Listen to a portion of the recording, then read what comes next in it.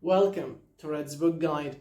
Today's video will be a very specific one. It will address something that I have personally experienced in overcoming a great test of endurance. And of course, I'm talking about the wretched year known as 2020.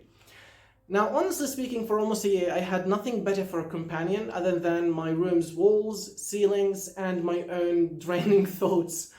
But all that aside, I had also had a companion who helped me throughout that really trying feat, which is of course reading. That is why in today's list I'm going to talk about my top 5 books that I read during lockdown, because resonating with fictitious characters and visiting the most exotic of settings have actually helped me from going insane in that year. So I hope you like the video, and let us begin. Book number 1, Turtles All the Way Down by John Green. Now, John Green's book hits very close to the theme of the introduction, psyche and mental health. He makes characters, or he constructs characters that are quite charming yet quite fragile and broken to pieces, which add to the exquisite personality, to say the least. The way he gives his characters struggles and the way he gives them some kind of a humane voice is mind-blowing. Asa Holmes, for instance, is of no difference. He gives her conviction, he gives her struggles, he gives her depression and social anxiety that do not hinder her character's development. In fact, it actually builds up to the overall charisma that Asa Holmes has. She fears the slightest human contact, which gives her really tough situations to deal with. For example, she has to jog between friends, high schooling, and her non-existent love life due to how anxious she gets whenever someone actually touches her. So basically her life becomes a tunnel-like. She is groping in the dark all the time without any source of light, without any source of direction, and yet she perseveres through and pushes on through life. Now, the thing is that I wish I had done is read the book sooner, because I would have understood my condition better. In fact, it has helped me grow as a person. It was one of the reasons as to why I had even started this YouTube channel, because of how it taught me to make light of tough situations and not to blow things out of proportion, mentally speaking. So this book is something that I cannot really recommend enough, and you have to read it right now if you have not already, of course.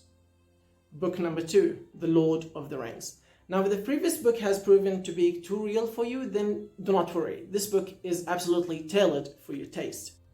The reason is that it has been set in a fantasy setting that will make you escape the mundane reality of life. The way Tolkien twists and turns page after page makes you and coerces you to connect with the character Bilbo as he steps from his home for the first time in his lifetime, from the Shire, to archetyping his own nephew's fate, is quite mind-blowing. Now, the reason is as to why I have to list this here, even though it's a series, because honestly speaking, it would be criminal not to.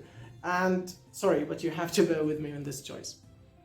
Now, the place in which it is actually set, Middle-earth, is an absolutely wonderful place due to how it is vibrant and full with warmth, friendship, and love.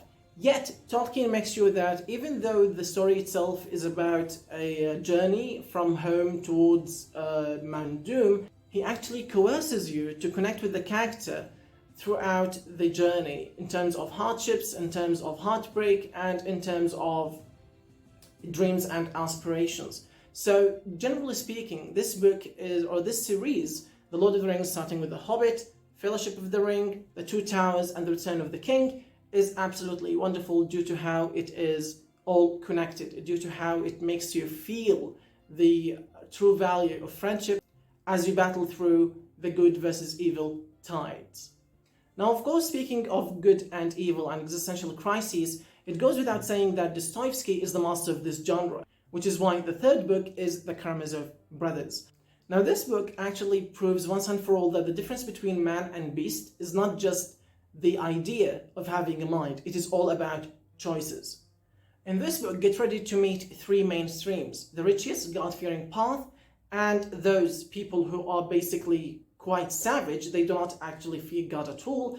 Now, those who are in the middle, they sit in the gray area in which there is no right or wrong, in which there is no right or wrong. There are no clear-cut answers. It is all based upon the perspective of the reader as well as the character, of course, when he or she makes those decisions.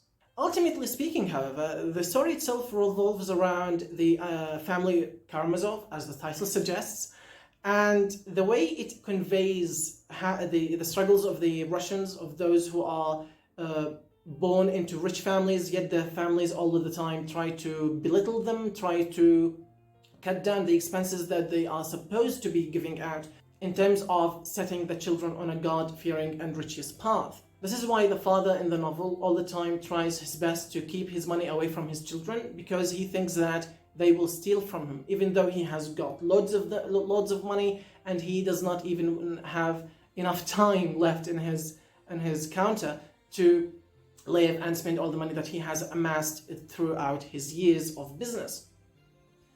Therefore, rather than helping his children, he does his best and he goes above and beyond in order to make their life as miserable as it can be. He intends to inflict pain upon his children, which is absolutely heartbreaking, to be honest.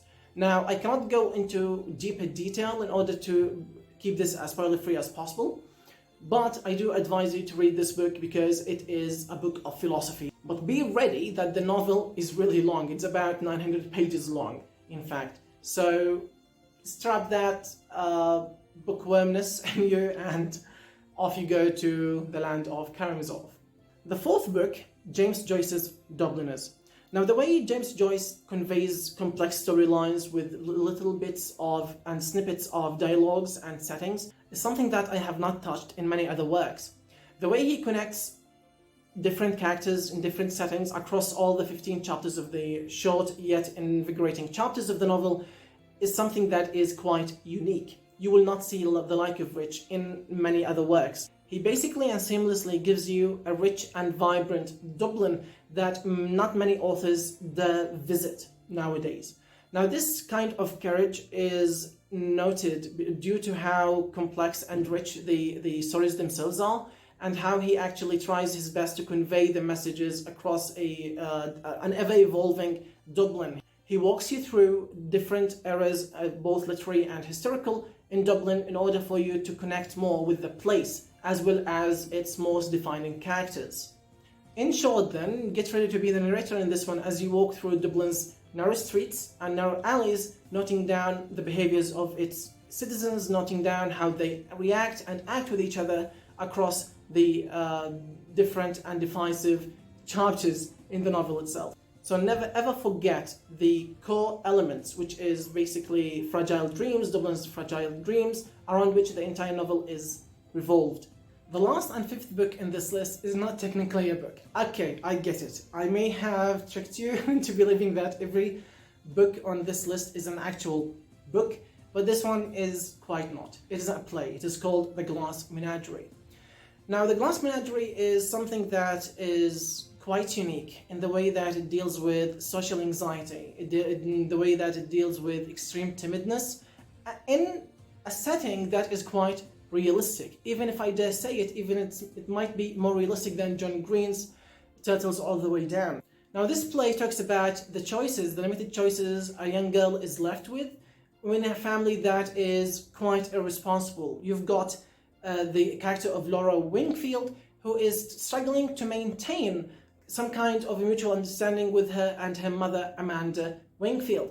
Now, Amanda is a headstrong woman. She is quite strong and at the same time stubborn to a fault.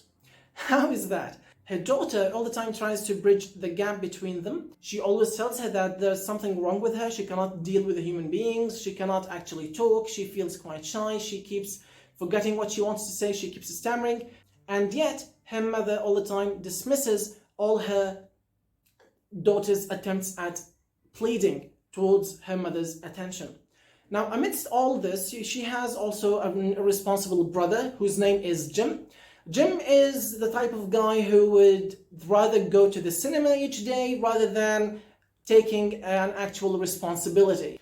Now, generally speaking, this play is as good as a novel might be, if not even better. It does things, the way it weaves the story, the way it gives you the standard yet quite invigorating representation of such realistic characters is something that I have not seen in many other works, to be honest. And the way it has represented the issue of timidness is something that I have absolutely resonated with due to how close it had hit in terms of my condition, that is. And that is pretty much it for today's video. I hope that you have enjoyed it. If you have, please like it, subscribe, and share it with your friends who might be interested in knowing what to read if, God forbid, another lockdown is on the horizon. And as always, I will see you readers in the next one. Until then, don't forget to remain well versed.